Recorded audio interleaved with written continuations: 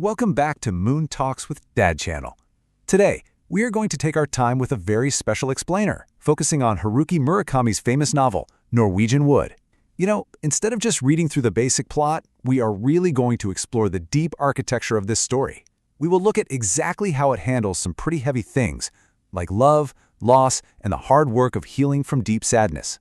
So, our main character, Toru Watanabe, he is a young man who is completely caught between two worlds. He is living in what you could call the cold winter of his soul. He feels stuck, totally paralyzed really, between a very heavy past and an unknown future.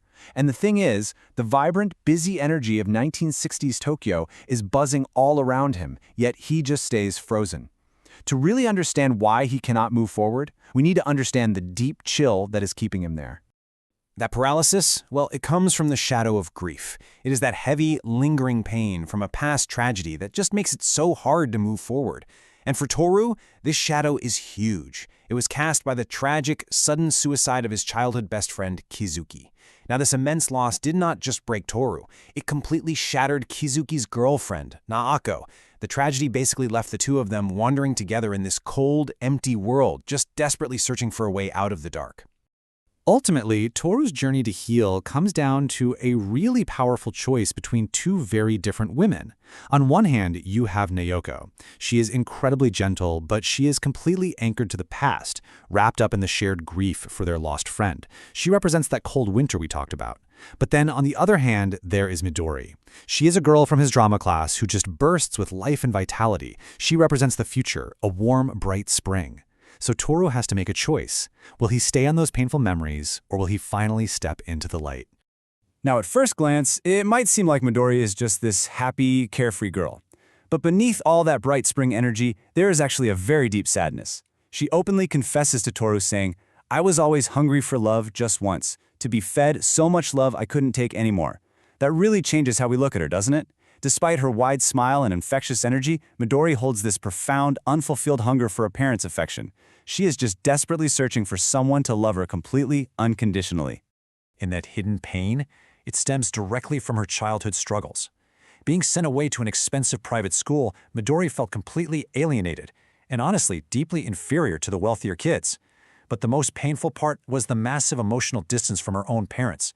I mean, sure, they gave her money and an education, but they held back the warmth, the hugs, the emotional support we all need as kids. This neglect created strong feelings of abandonment in her.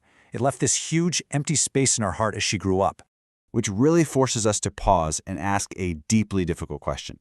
How do we love the people who hurt us? Just think about family forgiveness for a second. When the very people who are supposed to care for us the most end up causing our deepest wounds, what do? Do we just hold on to that anger forever and let it make us bitter? Or do we somehow find a way to forgive? Well, Midori's answer to this is incredibly profound. When her father is in the hospital dying from the exact same illness that took her mother, Midori makes such a mature, selfless decision. She does not run away from the man who neglected her. Instead, she faces him. She makes this conscious choice to let go of all the resentment about her lonely childhood, and she steps up to care for him with true, unconditional love.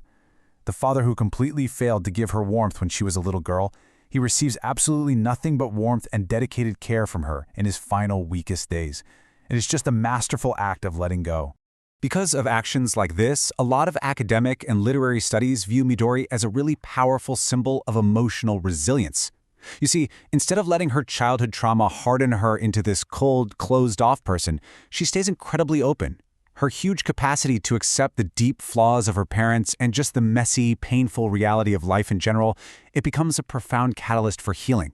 And she doesn't just heal herself. She provides this living blueprint for Toru, showing him exactly how to survive his own crushing grief and still continue loving the world. This incredible resilience is actually woven right into her name. Midori literally translates to green in Japanese. It is a universal symbol for new beginnings, spring growth, renewal, and abundance. Through her selfless acts with her father and just her honest, open love, she really becomes Toru's green spring. She shows him that no matter how long or harsh the winter of grief might feel, renewal is always, always possible. She gives him the strength to finally choose life. Midori actually captures this whole idea perfectly when she compares life to a box of assorted chocolates. She tells Toru that tackling a painful task, it is a bit like eating the bitter chocolates you don't really like, because once you finish them, only the sweet ones are left. Life pretty much guarantees both, right? Midori bravely faced her bitter moments, her painful childhood wounds, so she could finally taste the sweet ones. So as we wrap up this explainer, I want to leave you with a thought. How will you choose to process your own bitter pain, let go of the past, and move forward toward the sweetness waiting for you? Thank you so much for taking this calm, peaceful journey with me today.